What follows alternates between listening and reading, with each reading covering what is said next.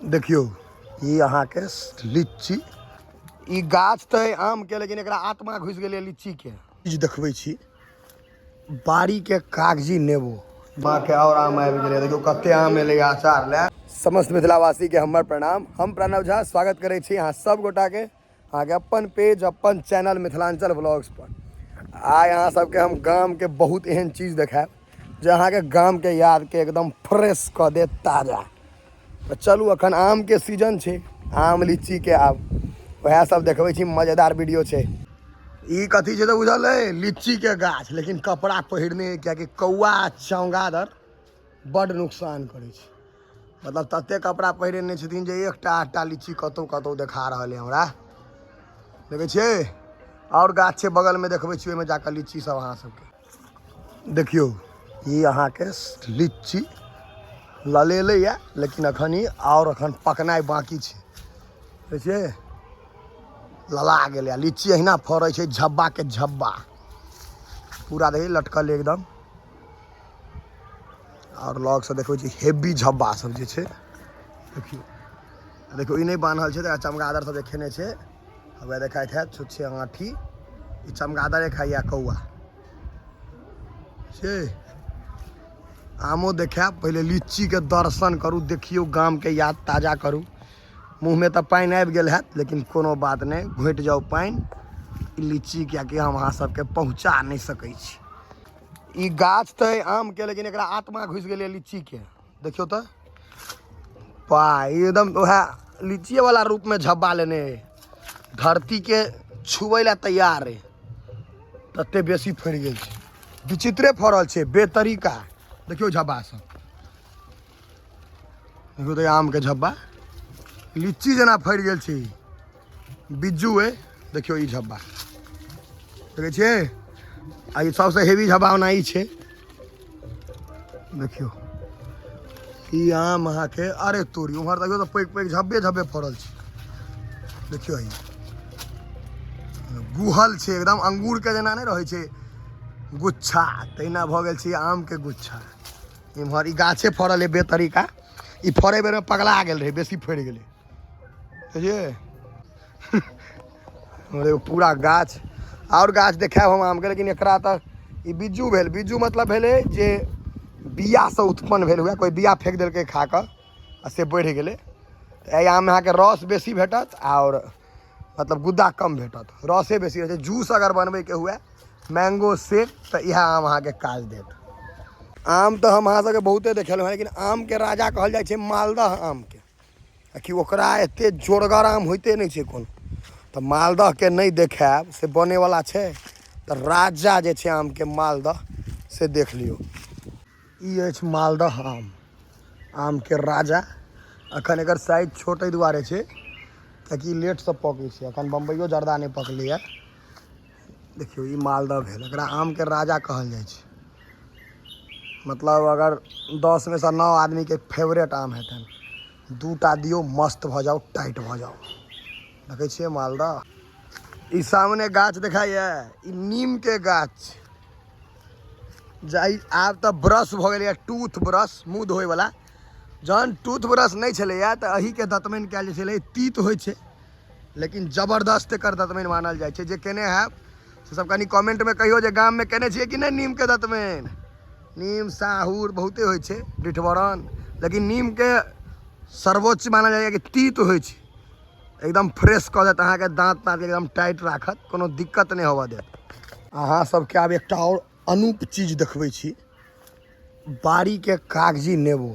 देखियो जानी कोका कोला सब के एते चलती नहीं रहे, ठंडा स्प्राइट मिरिंडा, तो अही के शरबत चलै छलै मूड़न उपनयन बियाह सब में आ घरों में। आब तो बस एकटा बोतल आनू, सब गोटा टाइट भ जाओ। स्प्राइट के कहलौं है, दारू नहीं बुझ लेबै। लेकिन ई एकटा एहन चीज छलै जकर जोड़ा नहीं छलै, विलुप्त हुआ लगलै आब। और बहुत बढ़िया एकर शरबत, मतलब शारीरिक दृष्टिकोण से देखियो या स्वास्थ्य के दृष्टिकोण से सब में बढ़िया रहे छलै। ई में बाड़ी में उपजै छलै, आब तो गाछे नहीं छै। हमरा सब ओहिठाम बचल छै 2-4 टा, तो देखा दै छी। देखियो कनी मतलब पैघ नहीं भेलै, पियर हेतै पकतै, काफ़ी समय बचल छै एकरा जुए में। जेना ई छोटकिन माछ है ई एखन भऽ गेल छै पहिले फूल होइ छै तहन फड़ होइ छै तऽ की कहलहुँ ई पुरना जमानाके ई सब भेल cold drink Sprite Thums Up Pepsi सभक बाप कागजी नेबो। काल्हि रातिमे खूब अन्हर तूफान आयल रहै खूब आंधी रहै तूफान रहै आम सब खसलैए ओहिमे देखै छियै बाकी तऽ सब चुनि लेलकै हम लेटसँ आयल रही।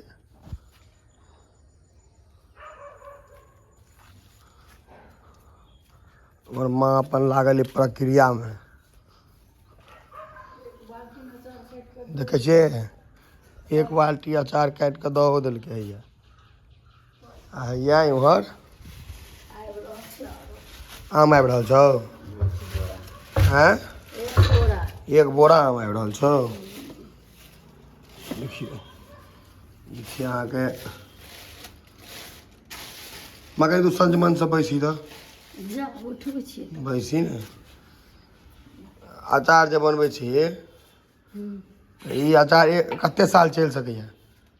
अचार तऽ रहि सकैए 4 साल 5 साल लेकिन हमरा लग नहीं रहैए हमरा लग लोकके बड़ डिमांड छै तऽ लोकके दऽ दै छी अपन घरमे सब छोट छै तऽ अपन सब मांगै छै पैघ तऽ दऽ दै छी सबके नीक लागै छै हमर हाथके तऽ मांगै छै तोरा खेनाइए बनबैमे नीक लागै छौ कए रङ्गके अचार बना सकै छै जते रंगके बनेबै तैयो तू कए रङ्गके बना सकै छै 7 रंग अखन बनेबै आमके अखन आमके 7 रङ्ग आ करोना तरोनाके बनबै छी मिरचाइ आदि ओलो सब अलग हाँ वो सब अलग आमके बना देबै खटमिठियो बनतै में सर कि सबटा अचारे वाला आम छौ? नहीं कृष्णभोग वो छै बम्बई कृष्णभोग आ बम्बई के खटमिठी आ बाकी सबके अचार मालदह तालदह सबके अचार नहीं मिर्ची दऽ कऽ बनै छै हरियर मिरचाइ दऽ कऽ कच्चा अथी दऽ कऽ लहसुन दऽ कऽ तकर बाद छै भोरे भोरे बैस रहल है अपन आइ भरि दिन इएह काज कर नहीं खाना पीना बनबै छै ने खाना पीना कथी लए बनेके छै देखियौ देख रहल छी सिस्टम माँके अहाँके देखो इम्हर अहाँके एखन एकटा बनि कऽ राखल छै माँ ई हरे सब अचार ले छौ ने देखियौ ई सब अचारके मेजन छै हरे ई कहै छै माँ जीर धनिया हरे मिरचाइ छै ओहिमे रैंची सबटा राखल है ई पूरा अचारके स्टॉक छै हमर माँके घरमे अहाँके 10-12 तरहके बड़का डिब्बा सब पाछूमे छै ई नवका जे बनि रहल छै से सब गाममे अहाँके बड़का बड़का निलॉन्स तिलॉन्स जे खरीदै छी बड़का कंपनी सबके हाई फाई कंपनीके नाम छै अचार सब हम तऽ खाइ छी कखनो कालके एकटा कऽ हमर माँके और आम आबि गेलै देखियौ कते आम एलै अचार लए ओते बना कऽ राखि देलकै देखियौ अइए एते आम एलै एहिमे बम्बई से अलग से खटमिट्ठी लए ई आम एलै आब अचार लए देखा रहल ने कते बना देलकै हमर अङ्गनामे बाल्टीमे आइ पूरा दिन इएह कारबार चलतै बाप रे सबटा बना देबही अचार सबटाके बना देतै फलो पर छै बाल्टीमे देखियौ हैया और देखबै छी हैया देखियौ एक बाल्टी देखियौ हैया ई बड़का बाल्टी और एकटा ये देखियौ इहो सब बड़का बाल्टी में सौस राखल छै देखा रहल है ने देखो ई बाल्टी खूब पैघ छै ई अहाँके करीब 2 फीट के बाल्टी है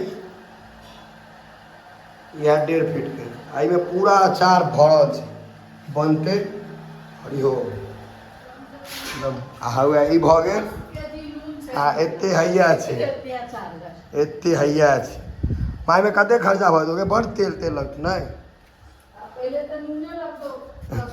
10 किलो नून लागि जेतै या इम्हर पूरा हम देखलहुँ अहाँके वीडियोमे एक बार और देखा दै छी आ इम्हर हैया सुखाओ रहल छै सिस्टम देख रहल छियै ने